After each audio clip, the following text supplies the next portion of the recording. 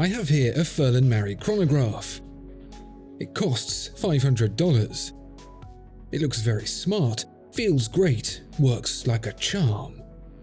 If you're new to watches, then you might be wondering how the very similar Lange Datograph Perpetual Tourbillon could possibly cost an incredible 660 times more. We're going to take a look at what they're made of, how they're made, and what they do to find out. Want to save money on your next watch?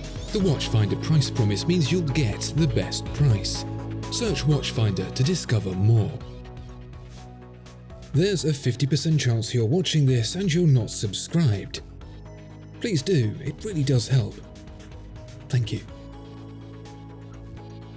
To the casual passerby, these two watches could be twins. Salmon-coloured dials, simple silvery cases and a chocolatey leather strap are details shared between both.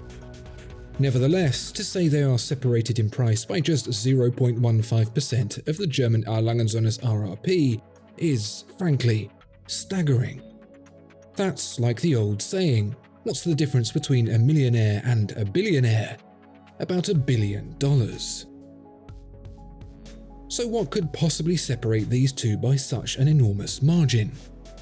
Let's start with the physical stuff these two are made of first, because we'll quickly see a difference in approach that will only begin to scratch the surface of the chalkiness and cheesiness the two watches contend with.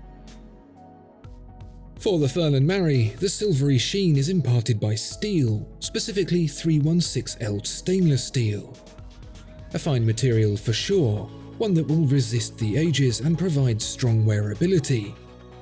If they can build cars and planes out of it, it's probably fine for a wristwatch. That's not what Söhne has plunked for with the Datograph Perpetual Tourbillon, however. Instead, we get 18-karat white gold, which shines brighter and whiter than steel ever can. That's a physical fact. It reflects more light back than steel does. But the use of precious metals doesn't stop there for Söhne. The dial, painted brass on the Furlan Marri, is pure rose gold for the Datograph Perpetual Tourbillon, studded with white gold markers. The hands too are rhodium-plated gold, except the blue ones. They're heat-treated steel to get that deep, royal hue. As important as the watch's dial, where we read the time, is the mechanism that powers it. Turn the Furlan Marri over and you see, well, nothing. The case back is closed because what's inside isn't really worth seeing.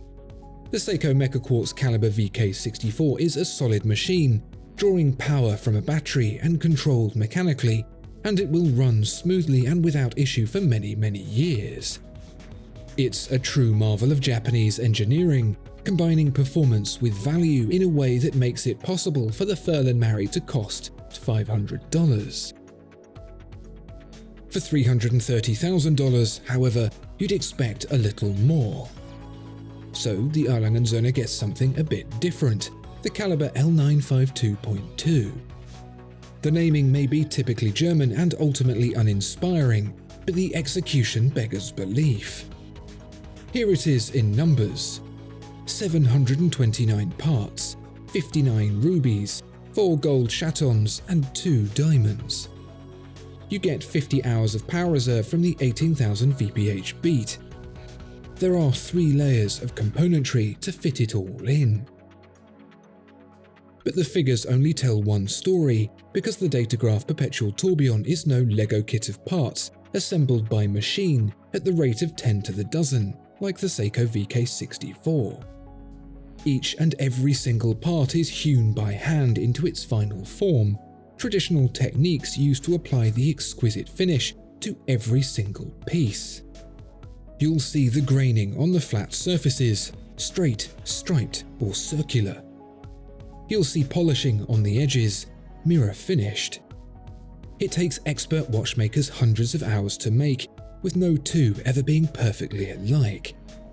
Even the hand engraving that adorns the balance cock is unique.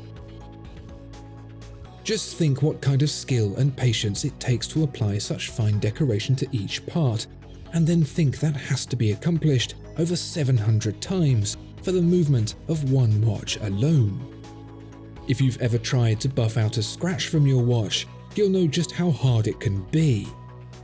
There's likely more labour in each one of those parts than there is in the entire Furlan Marri, and that's one big reason why the Söhne costs so much. In fact, when you add it all up like that, you're actually getting a bit of a bargain. But we haven't even reached the party trick of the Söhne just yet. Whilst the Furlan Marri does a sterling job measuring the time, both in continuous form with the hours and minutes and on demand with the chronograph, its functionality pales into insignificance when compared to the Datograph Perpetual Tourbillon. Söhne's watch does also tell the time and run a chronograph as well, but that's just the beginning. The chronograph adds the ability to be reset instantly using a flyback mechanism. It doesn't need to be stopped, reset and started again. A simple reset in motion will do all that in one push. There's the date as well at 12 o'clock on the dial, but it's no ordinary date display. It's a big date. That means both numbers on display need to be carefully formed by two massive wheels that barely fit within the case to provide a mechanical solution to having such a readable display. Clever engineering, cleverly executed, and that's just the date. The date's no one-trick pony, however, because when it comes to the end of a short month, you'll also spy something else it can do. Unlike an ordinary mechanical watch, where the date goes to 31 every time and has to be manually adjusted, the Datograph Perpetual Tourbillon has a perpetual calendar. Thanks to the readouts sat in the lower layers of the chronograph subdials, it can track the day and night, month and even leap year, so that way it knows when to shift the date forwards to accommodate a shorter month, including February. The moon doesn't get left out either, because at 6 o'clock is a moon phase display in polished metal, set against a deep blue backdrop. Funnily enough, that's not even the prettiest feature of the watch, for which we have to return to the back for, because at the beating heart of the caliber L952.2 is the most impressive party piece of all, the Tourbillon. The Tourbillon is an anti-gravity device that allows the watch to run in different positions without losing or gaining time. It encompasses the regulating organ of the watch, the balance wheel, with the locking mechanism, the escapement, and compounds the entire thing into a cage. The cage then rotates once per minute, freeing it from the clutches of gravity. By watchmaking standards, it's big, huge, yet for utmost setting accuracy, it can be paused and restarted in the blink of an eye with a patented stop seconds mechanism. All this without even a single volt of electricity. So there you have it, the difference between the price of the $500 Furlan Marri and $330,000 Söhne explained. Do you think it's worth the difference? Let us know in the comments below. Discover more exceptional watches at Watchfinder. Thank you so much for watching this video. If you enjoyed it, please do consider giving it a like and subscribing to the channel.